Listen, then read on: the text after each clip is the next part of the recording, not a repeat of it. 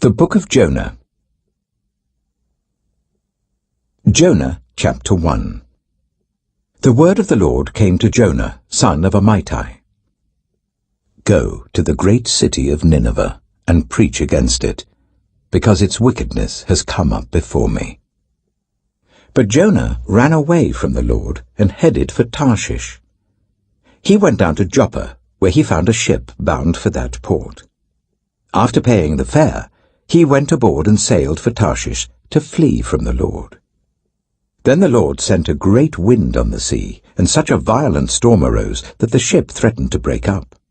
All the sailors were afraid, and each cried out to his own god. And they threw the cargo into the sea to lighten the ship. But Jonah had gone below deck, where he lay down and fell into a deep sleep. The captain went to him and said, "How can you sleep? Get up and call on your God. Maybe he will take notice of us, so that we will not perish." Then the sailors said to each other, "Come, let us cast lots to find out who is responsible for this calamity." They cast lots, and the lot fell on Jonah. So they asked him, "Tell us, who is responsible for making all this trouble for us? What kind of work do you do? Where do you come from? What is your country? From what people are you?" He answered, "I am a Hebrew, and I worship the Lord, the God of heaven, who made the sea and the dry land." This terrified them, and they asked, "What have you done?" They knew he was running away from the Lord, because he had already told them so. The sea was getting rougher and rougher, so they asked him, "What should we do to you to make the sea calm down for us?" "Pick me up and throw me into the sea," he replied, "and it will become calm. I know that it is my fault that this great storm has come upon you." Instead, the men did their best to row back to land, but they could not, for the sea grew even wilder than before. Then they cried out to the Lord, "Please, Lord, do not let us die for taking this man's life. Do not hold us accountable for killing an innocent man, for you, Lord, have done as you pleased." Then they took Jonah and threw him overboard, and the raging sea grew calm. At this, the men greatly feared the Lord, and they offered a sacrifice to the Lord and made vows to him. Now the Lord provided a huge fish to swallow Jonah, and Jonah was in the belly of the fish 3 days and 3 nights. Jonah chapter 2. From inside the fish, Jonah prayed to the Lord his God. He said, "In my distress I called to the Lord, and he answered me. From deep in the realm of the dead I called for help, and you listened to my cry. You hurled me into the depths, into the very heart of the seas, and the currents swirled about me. All your waves and breakers swept over me. I said, I have been banished from your sight, yet I will look again towards your holy temple. The engulfing waters threatened me, the deep surrounded me. Seaweed was wrapped around my head. To the roots of the mountains I sank down. The earth beneath barred me in forever. But you, Lord my God, brought my life up from the pit. When my life was ebbing away, I remembered you, Lord, and my prayer rose to you, to your holy temple. Those who cling to worthless idols turn away from God's love for them. But I, with shouts of grateful praise, will sacrifice to you.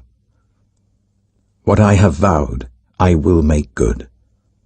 I will say, salvation comes from the Lord.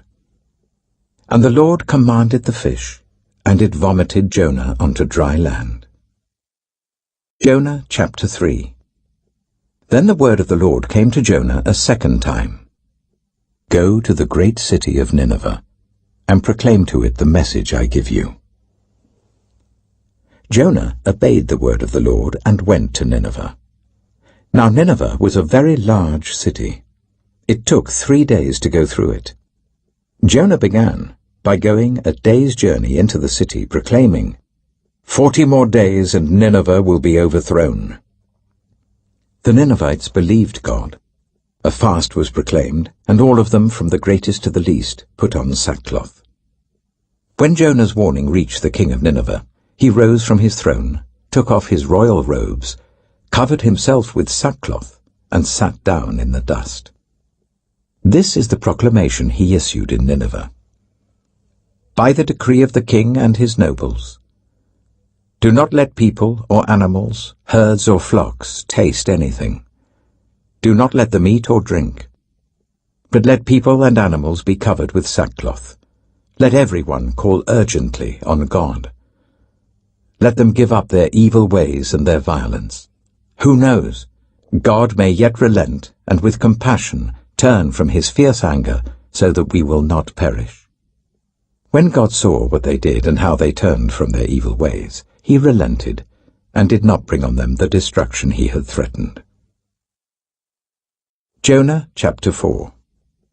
But to Jonah this seemed very wrong, and he became angry. He prayed to the Lord. "Isn't this what I said, Lord, when I was still at home? That is what I tried to forestall by fleeing to Tarshish. I knew that you are a gracious and compassionate God, slow to anger and abounding in love, a God who relents from sending calamity. Now, Lord, take away my life, for it is better for me to die than to live." But the Lord replied, "Is it right for you to be angry?" Jonah had gone out and sat down at a place east of the city. There he made himself a shelter, sat in its shade, and waited to see what would happen to the city. Then the Lord God provided a leafy plant and made it grow up over Jonah to give shade for his head to ease his discomfort.